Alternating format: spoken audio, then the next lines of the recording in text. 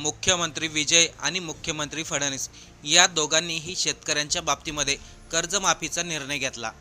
पण यामध्ये सर्वात जास्त चर्चा होत आहे ती तमिळनाडूच्या मुख्यमंत्र्यांची. आपल्या महाराष्ट्रामधील सर्वांना माहिती आहे, देवेंद्र फडणवीस हे अगोदरही 5 वर्ष मुख्यमंत्री राहिलेले आहेत आणि आत्ताही ते मुख्यमंत्री आहेत. पण तरी देखील आपण आज सोशल मीडियावरती पाहिलं ना, कोणीही त्यांचं कौतुक करताना दिसत नाही. पण आज मुख्यमंत्री फडणवीसांनी जो निर्णय घेतला, तो निर्णय ऐकून अनेक जण हैराण होतील किंवा त्यांचं कौतुकही करतील. पण यामध्ये तमिळनाडूचे मुख्यमंत्री सर्वात वेगळे ठरतात. त्याचं कारण म्हणजे आत्तापर्यंत कोणत्याही मुख्यमंत्र्यांनी एवढ्या जलदपणे निर्णय घेतलेले नाहीत. तेही एका नवीन मुख्यमंत्र्यांनी, ज्यांना राजकारणाचा काहीही अनुभव नाही.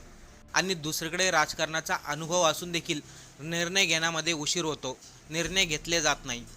आता बघा, मुख्यमंत्री विजय यांनी काय निर्णय घेतलाय आणि मुख्यमंत्री फडणवीस यांनी काय निर्णय घेतलाय, सर्वांनी सविस्तर ऐका. सर्वात अगोदर आपण मुख्यमंत्री फडणवीस यांच्या निर्णयाबद्दल बोलूया, त्यानंतर मुख्यमंत्री विजय यांचे निर्णय ऐका. बघा, निवडणुकीच्या अगोदर मुख्यमंत्री फडणवीस काय म्हणाले होते, आम्ही सर्व शेतकऱ्यांची सरसकट कर्जमाफी करू. पण अजूनपर्यंत सरसकट शेतकऱ्यांची कर्जमाफी झाली नाही. म्हणजे निवडणुकीत प्रचाराच्या दरम्यान जे आश्वासन दिलं होतं ते अपूर्णच राहिलं. आणि आत्ता त्यांनी शेतकऱ्यांच्या कर्जमाफीचा निर्णय घेतलाय. पण लक्षात घ्या, ही कर्जमाफी सरसकट कर्जमाफी नाही आहे. पण हाच शेतकऱ्यांच्या बाबतीचा निर्णय मुख्यमंत्री विजय यांचा मात्र वेगळा ठरला. आता बघा, उन्हाळ्यामध्ये जे अधिवेशन झालं होतं मार्च महिन्यामध्ये, त्यामध्ये फडणवीसांनी सांगितलं होतं शेतकऱ्यांची कर्जमाफी होणार. पण त्यासाठी काही अटी आणि नियम असणार. 2 लाखापर्यंत कर्ज माफ केले जाणार. आणि ही कर्जमाफी काही सर्व शेतकऱ्यांसाठी नाही आहे.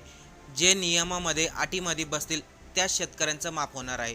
आणि ज्या शेतकऱ्यांचं 2 लाखाच्या वरती कर्ज आहे, त्या शेतकऱ्यांनी 2 लाखाच्या वरती जी काही रक्कम येते ती भरावी. त्यानंतर त्यांचं 2 लाखाचं कर्ज माफ होईल. जर घरामध्ये कोणी सरकारी कर्मचारी आहे, तुमच्या घरामध्ये कोण लोकप्रतिनिधी आहे, 25,000पेक्षा जर तुम्हाला पेन्शन भेटत असेल, तुमच्या घरामध्ये वकील, डॉक्टर, इंजिनियर, चार्टर्ड अकाउंटंट आहे, किंवा तुम्ही मोठे व्यावसायिक आहात, तर तुमचं कर्ज माफ होणार नाही. आता इथे बघा, मुख्यमंत्री फडणवीसांनी कर्जमाफी तर केली, पण त्यामध्ये भल्या मोठ्या अटी देखील लावल्या. आता दुसरीकडं आत्ताच नुकतेच मुख्यमंत्री झालेले विजय यांचं संपूर्ण देशभरामधून कौतुक का होतंय, त्याचं कारणही ऐका. आपण कधी ऐकलंय का, एखादा नवीन मुख्यमंत्री झाला ज्याला राजकारणाचा अनुभव नाही आणि त्या व्यक्तीने मुख्यमंत्री पदाची शपथ घेताच मोठे मोठे निर्णय घेतले. विजय हे मुख्यमंत्री झाल्यानंतर महिन्याभराच्या आतमध्ये त्यांनी सर्व शेतकऱ्यांचं पीक विमा कर्ज माफ केलं. आता यामध्ये फारशा काही अटी लावलेल्या नाही आहेत. पण आपल्या इकडे महाराष्ट्रामध्ये शेतकऱ्यांना कर्जमाफीची वेळ येते तेव्हा भल्या मोठ्या अटी लावल्या जातात. एखादी ठराविक रक्कम ठरवून सरसकट शेतकऱ्यांची कर्जमाफी का केली जात नाही? अनेक लोक आज असंही म्हणतात, जेव्हा उद्धव ठाकरे मुख्यमंत्री होते तेव्हा त्यांनी सरसकट शेतकऱ्यांची कर्जमाफी केली होती. मग मुख्यमंत्री फडणवीस का करू शकत नाहीत? म्हणजे गेल्या कित्येक वर्षापासून हेच चालू आहे. जेव्हापासून सरकार स्थापन झालं तेव्हापासून हेच चालू आहे. शेतकऱ्यांची कर्जमाफी आत्ता होणार, उद्या होणार, 1 महिन्याने होणार, 6 महिन्याने होणार, वर्षभराच्या आत होणार. पण शेतकऱ्यांची कर्जमाफी काही होत नाही आणि होणार तर त्यामध्ये अटी लावल्या जातात. बरं, आता आपण पुन्हा मूळ मुद्द्यावरती येऊया. मुख्यमंत्री फडणवीसांचं आपल्या महाराष्ट्रामध्ये कौतुक करणारी लोक कमी आहेत. पण आत्ता नवीन झालेला मुख्यमंत्री विजय यांचं संपूर्ण देशभरामधून कौतुक केलं जातंय. का? ते अभिनेता आहे म्हणून नाही, त्यांनी घेतलेल्या निर्णयामुळे. आता पुढचा एक निर्णय ऐका. हा निर्णय असा आहे, कदाचित कोणत्या राज्यातील मुख्यमंत्र्यांनी घेतला असावा. हा निर्णय भाविकांबद्दल आहे, मंदिरांबद्दल आहे. आज आपण मोठ्या मोठ्या धार्मिक स्थळावरती जा, त्या ठिकाणी आपल्याला दर्शनासाठी मोठ्या मोठ्या रांगा लावल्या जातात. आणि जर आपल्याला लवकर दर्शन करायचं असेल तर आपल्याकडून पैसेही घेतले जातात. पण आता मुख्यमंत्री विजय यांनी काय केलं माहिती आहे का? त्यांच्या एका मंत्रिमंडळातील व्यक्तीला डायरेक्ट मंदिरामध्ये पाठवलं. मंदिरामध्ये नेमकं काय चालू आहे, भाविकांना कशा प्रकारे लुटलं जातं आहे याचं निरीक्षण करायला लावलं. आणि झालंही तसंच. गर्दीमध्ये उभं राहायचं नसेल तर ठराविक रक्कम घेतली जाते आणि तुम्हाला लवकर दर्शन होईल असं सांगितलं जातं. त्या नावाखाली पुजाऱ्याकडून किंवा मंदिराच्या व्यवस्थापनेकडून मोठी रक्कम घेतली जाते. जेव्हा हे सर्व मुख्यमंत्री विजय यांनी उघड केलं तेव्हा त्यांनी स्पष्टपणे सांगितलं, आजपासून कोणताही व्यक्ती असो त्याला रांगेमध्ये उभा राहूनच दर्शन घ्यावं लागेल. VIP सिस्टम पूर्णपणे बंद केली. पैसे देऊन मंदिरामध्ये दर्शन करण्याची प्रथाच बंद केली. पण आपल्या महाराष्ट्रामध्ये आजही मंदिराच्या ठिकाणी अनेक भाविकांना लुटलं जातात. पूजाच्या नावाखाली 500-1000 रुपये घेतले जातात.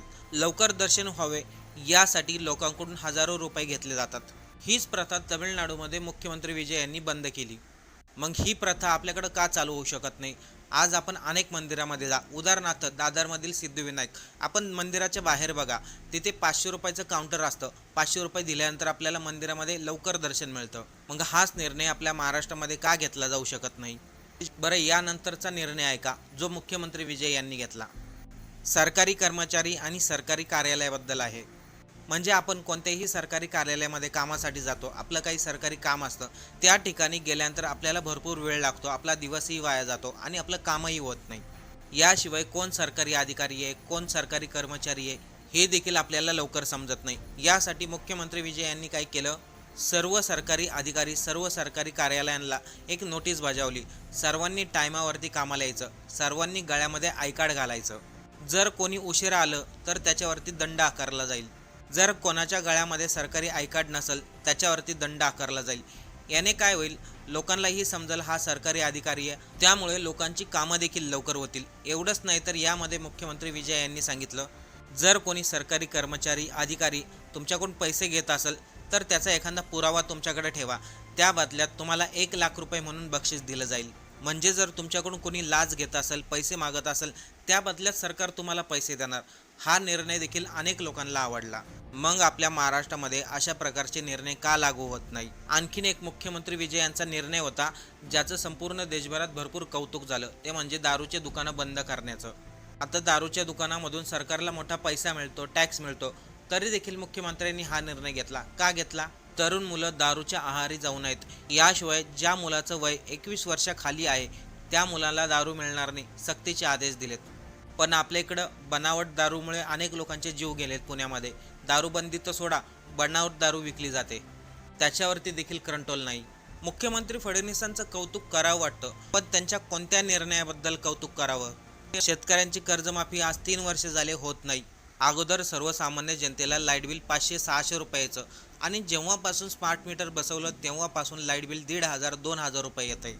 म्हणजे एक प्रकारे पैसे जास्त जात आहेत ना. म्हणजे लोकांना सुविधा देण्यापेक्षा लोकांकडून पैसे वसूल केले जातात, तेही वेगवेगळ्या माध्यमातून.